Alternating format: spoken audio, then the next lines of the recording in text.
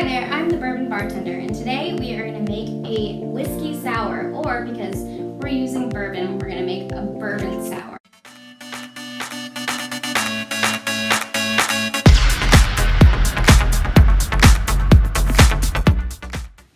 First off, I'm going to go over some of the ingredients. We have our citrus, our egg, talked about our bourbon, and then some extras that you do or do not have to use when you're making a whiskey sour.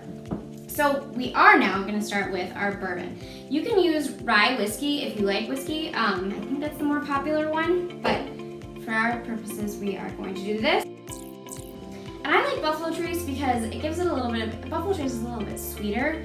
Like it depends on your taste, but for this, just because we're using that citrus element and it is a very tart citrus element, I think Buffalo Trace is a great.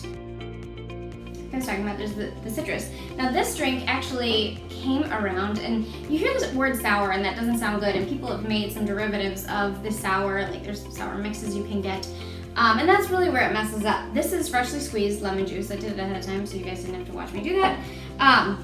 But it comes from maritime when they thought that they could fend off scurvy with citrus. So they were given lemons and limes, and they didn't mix it with whiskey as much then as rum. But over time it's developed and become more of a whiskey drink.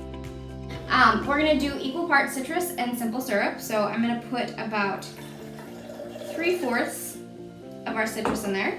And then I have my simple syrup over here, and I'm gonna add about 3/4 of that. That did not mix very well, so I'm gonna keep adding that.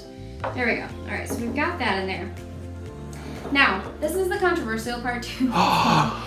Some people get scared of raw, like sushi and all that stuff. We're gonna use an egg white in here, but there's alcohol in here. It really just helps make it a creamier drink and a better drink. And the alcohol is gonna take care of everything that you'd be worried about. But remember, we're just gonna use the egg white. We just want the egg white. I'm gonna separate it this way and then pour it, because I really am not a huge fan of eggshell in my drinks. We're not gonna put the ice in right away because you wanna mix the egg in without the ice first. It just helps the proteins break down a little bit easier, making it a better drink. And we're not gonna do too much to it here. We're just gonna give it like a couple little shakes to get that mixed in. The citrus is really wanting to put one more. There we go. All right. I like that I brought this washcloth over. Now we're gonna put our ice in. So I've got my ice. I'm really hoping I over crush this. There we go. I feel like I want to, for all my drinks, go to Chick-fil-A and just ask for, and I do this often, just go ask for their little ice pellets, because that's just the greatest ice ever. I know you can get an ice maker like that, but it's just nice when Chick-fil-A does it for you. All right, so with all that ice, I'm making a huge mess. All right, now we're gonna do it a little bit more of a mix, and this is just not closing well for me, so I'm gonna wrap this around it while I mix, just in case, because I don't really want to get messy. It's also freezing too. Okay, so the stuff's not coming out, so that's good.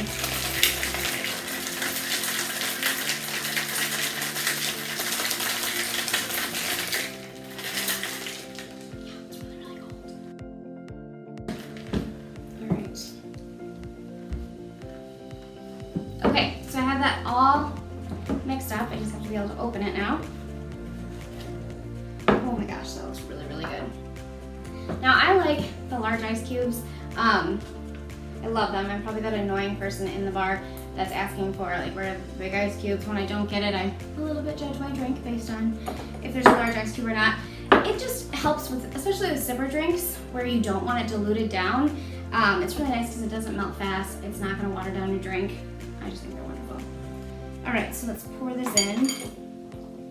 You know what? Because the top didn't open, I don't want this stuff getting in there. So I'm just gonna hold this back. You see, it's really, really nice and creamy. And then I can take some of that froth from the top and add it in.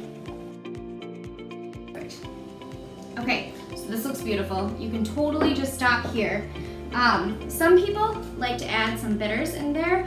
I'm not going to, but I just wanted to bring it out because some people really do like that. It gives it a little bit pinkier of a feel. My goodness, nothing will open for me today. I am okay. I might just have to get a whole new thing open. So I like to garnish it with cherries. You can use maraschino cherries. I am particular to my Luxardo cherries that didn't want to open tonight at all. And now they don't want to be stabbed. So I like to garnish it, that came down. I like to garnish it with some Luxardo cherries. I just think that looks pretty. And now, my friends, you have a bourbon sour and a wonderful drink for a hot day or a cold day. Until next time, cheers.